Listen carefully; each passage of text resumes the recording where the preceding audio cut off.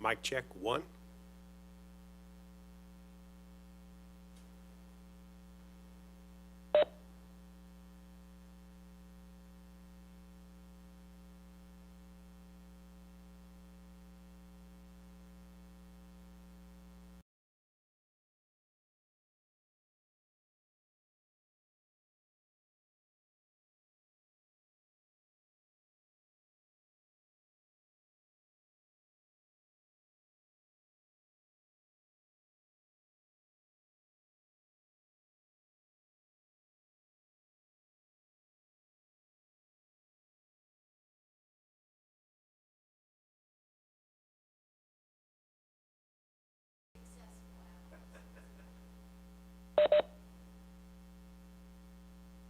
Mic check, one.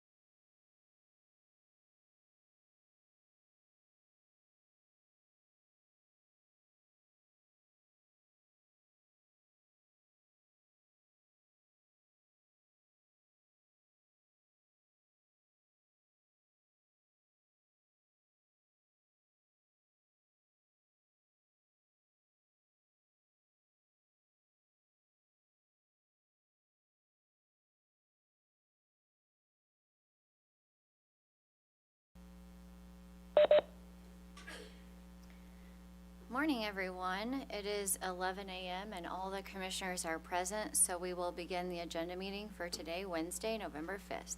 I would ask those who are participating on the phone to please mute your phone unless you need to speak. Today, there are 2 new orders and 1 case discussion item, but first, we do have minutes to approve from the October 29th, 2025 agenda. Commissioners, are there any changes or modifications to those minutes? Hearing none, all those in favor of approving those minutes, please say aye. Aye. Those opposed? By a vote of 4-0, those minutes are approved. The first tariff and new order today is in file number WC-2025-0204, Jim Moriarty versus Missouri American Water. On January 16th, Mr. Moriarty filed a complaint against Missouri American and alleged that Missouri American had violated several provisions of commission rules regarding billing practices and billing inquiries and adjustments. On May 14th, staff filed its report and stated that it had investigated Mr. Moriarty's allegations and concluded that Missouri American had not violated the commission rules in question. Staff did note that Missouri American had made some adjustments to the My Water app and its call center procedures after learning of Mr. Moriarty's concerns. The commission then held a hearing on August 28th where testimony was presented by 2 Missouri American witnesses, 1 staff witness, and by Mr. Moriarty himself. After reviewing all of the evidence, the order before us denies the complaint as evidence in the record does not show that Missouri American violated any rule, statute, or order. However, I do want to highlight that Missouri American has taken several steps to address Mr. Moriarty's concerns. Specifically, Missouri American has removed the cover on the meter so Mr. Moriarty can access his meter's data, and Missouri American has made changes to the My Water app. Mr. Moriarty is very thorough in his work, did a great job representing himself here at the commission, and I think his attention to detail has undoubtedly helped Missouri American improve its system. With that, I recommend we approve the order version number 1. Commissioner Coleman. I support the order. Commissioner Kolkmeyer. I support the order. Commissioner Mitchell. I'm in support of the order as well. All those in favor of approving this order, please say aye. Aye. Those opposed? By a vote of 4-0, that order is approved. The second tariff and order today is in file number EC-2026-0004, Brett Felber versus Ameren, Missouri. The order before us dismisses the complaint, which was filed on July 1st, for multiple instances of failing to comply with a commission order. Specifically, the complainant was directed to cease violating commission rules on ex parte communications by directly emailing the assigned regulatory law judge and to cease swearing and disparaging parties in emails and filings. The complainant violated that direct order. The commission then directed the complainant to show why the complaint should not be dismissed for failure to comply with a commission order. The complainant has not sufficiently shown cause, thus the order before us dismisses the complaint for failure to comply with a commission order. With that, I recommend we approve the order version number 2. Commissioner Coleman. I support the order. Commissioner Kolkmeyer. I support the order. Commissioner Mitchell. I'm in support of the order as well. All those in favor of approving this order, please say aye. Aye. Those opposed? By a vote of 4-0, that order is approved. Now we're on to case discussion and file number ER-2024-0261.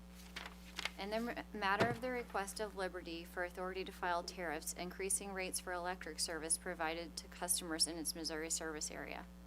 Judge Hatcher. Thank you. Good morning, Chair, Commissioners. This memo addresses 2 elements of the non-unanimous global stipulation regarding revenues and rates. The first element is the $97 million general rate increase, which would go into effect on February 1st, 2026. This increase would be phased in over 3 years at approximately 1/3 each year. The second element is the customer first regulatory asset. The amounts recorded in the asset are dependent on Empire meeting certain metrics. Only after Empire meets the monthly metric, and only for those months that metrics are met, will the asset record the appropriate amount in the Customer First regulatory asset. The stipulation stated that the metrics will be agreed to no later than May 31st, 2026. And briefs are still outstanding in this case, which means it has not been fully submitted to the commission yet for decision. Chair? Thank you, Judge Hatch. I appreciate that.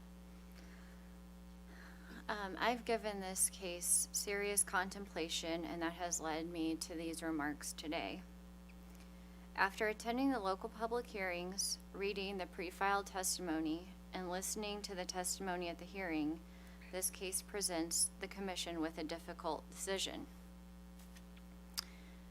One, ordering the terms of the non-unanimous agreement that's a compromise that has a lot of positives.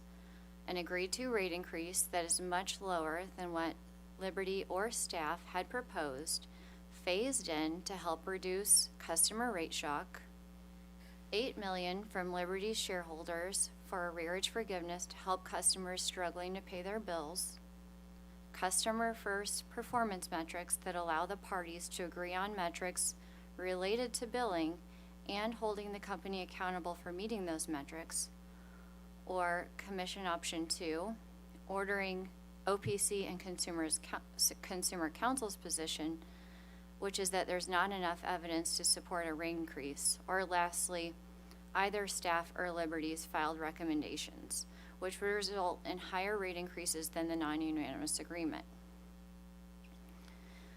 For me, this decision comes down to what our statutory obligation is, ensuring that customers are provided safe and adequate service at just and reasonable rates. As far as safe and adequate service, reliable is a term often used when defining adequate service. We heard time and time again from the public, from public counsel, staff, and from Liberty itself that Liberty has struggled to provide adequate or reliable customer service to customers. The customer service issues span much more than delays in answering customer calls or a bill that was sent late to a customer on an occasion. The evidence we've been presented shows that Liberty was unable to accurately send bills to customers for months on end. And while these billing issues were continuing, Liberty made further missteps, like not staffing customer centers and not appropriately communicating these issues to customers and other stakeholders. All of this amounting to what has been referred to in testimony as egregious mismanagement, which has been substantiated by hundreds of customers using similar language at local public hearings. We heard a lot of testimony from Liberty about what changes Liberty is working on or intends to make, and that we are looking forward to seeing. But we are not presented with sufficient testimony that Liberty has made significant current improvements that would be immediately noticeable to customers. While I am impressed with the leadership changes at Liberty and the exceptional talent Liberty has been able to attract to help address these issues, I do not think that as the record stands today, Liberty has met its burden. And in this case, as in all electric rate cases, we look backwards toward the test year to assess performance. Which brings me to just and reasonable rates. The commission must set rates that are just and reasonable to both the utility and the customer. As I previously mentioned, in my view, Liberty has not yet satisfied its burden that an increase to its revenue requirement or a rate increase will result in just and reasonable rates. What I feel I need and what I think the customers deserve is for Liberty to make documented improvements in its billing and service before a rate increase is implemented. As I also mentioned, I think there are a lot of positives to the non-unanimous agreement, but one thing that is lacking is the requirement that Liberty make improvements before any rate increase takes effect. I particularly like the customer first performance metrics contemplated in the agreement. had signatories created a framework that required parties to develop and implement customer service metrics that Liberty was required to meet before any of the rate increases were effective, I think that would have been an effective framework I could see resulting in just and reasonable rates. I'd request the parties revisit the proposed stipulation to ensure that any customer metrics are met prior to any rate increase, and continue to provide the company a glide path to rate recovery through phased-in rates as previously contemplated in the stipulation. And I'd also request that only the parties that sign the stipulation have a seat at the table when determining those metrics. In theory, this should be something that both OPC and Consumers Council could find agreeable. This is going to be tough for the new management team, but if anyone can turn this company around, I believe that they can. And when they do, I'd like to provide them a path to recovery so that eventually they also become a premium utility in our state. No doubt that our customers will benefit from a well-performing utility that Liberty has the potential to become.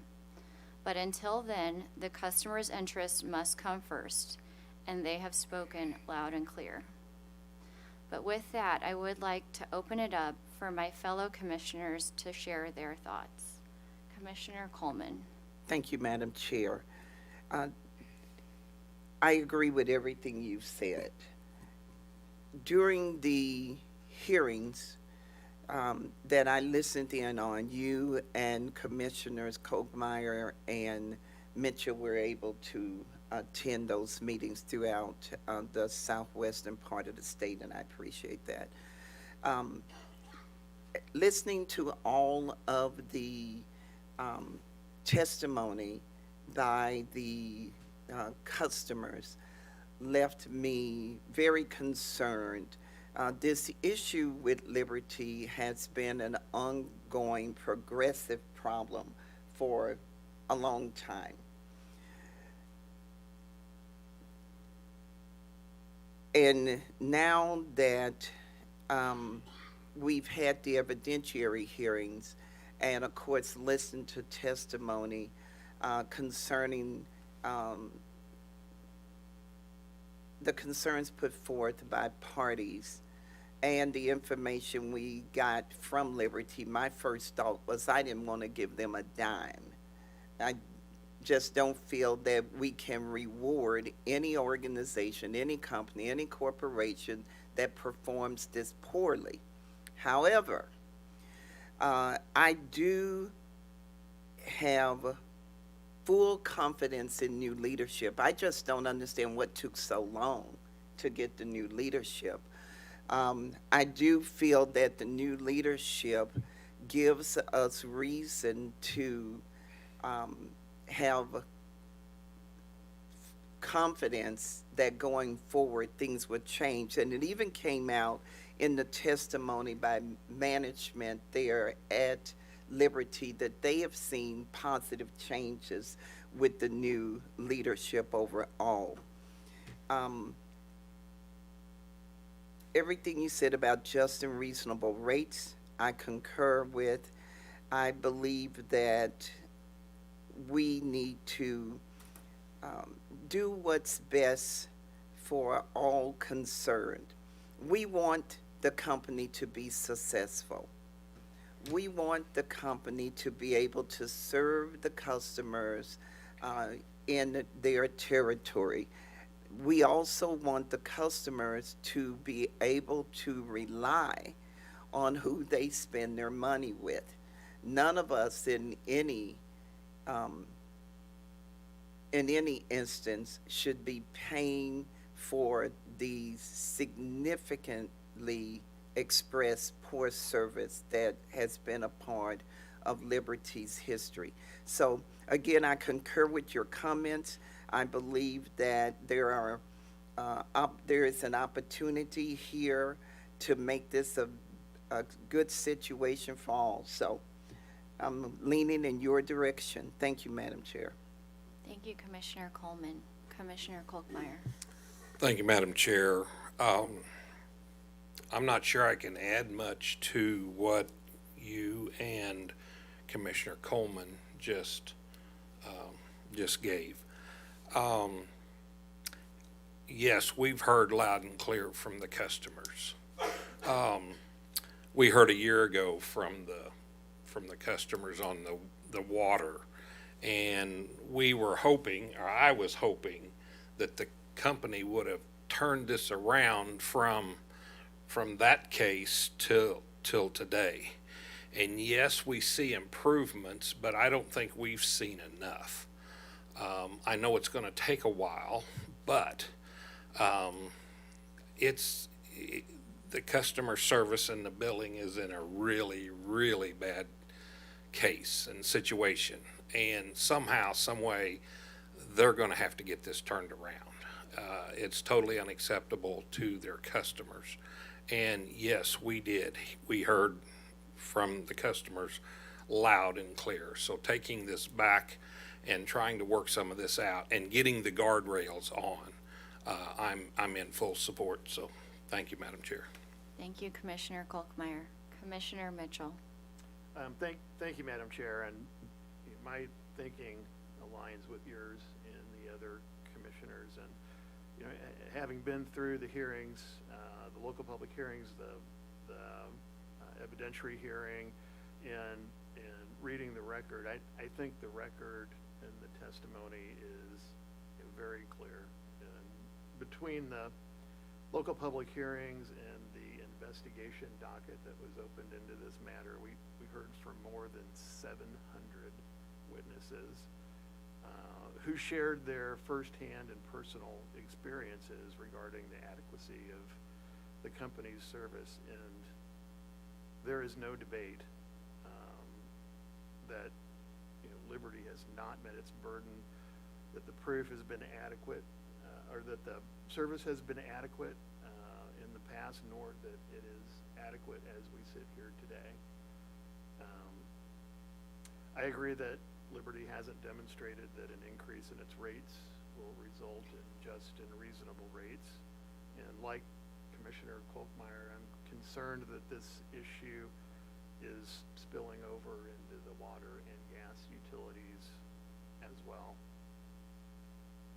I also agree with you that had the signatories come forward with performance metrics that were known and identified to us, and had they structured a stipulation that would include meeting those metrics before any rate increase could go into effect, then I think I could see my way clear to seeing it as just and reasonable. Like you, I'm encouraged by the signatories' willingness to work together and put together the framework of this stipulation with a great deal of emphasis on the phasing in of rates and the reconciliation of arrearages and performance metrics. And it's my hope and advice that the signatories could continue to work together and come forward with something that reflects what the commission is articulating today.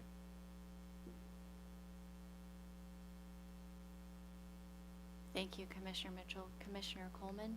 Thank you, Madam Chair. I just wanted to add that I appreciate the fact that all the parties that presented during this case presented us with excellent information in order for us to be able to make determinations. I want to especially thank the Office of Public Counsel that had a really rough time throughout those hearings dealing with all of the customers. And when Commissioner Mitchell mentions the 700 comments that were expressed, it just hits home with how serious this issue is. And it's too serious of an issue not to make people understand that we hear each side of it. I don't want the customers to think that anytime something comes before this commission, that we're automatically going to support the company's position.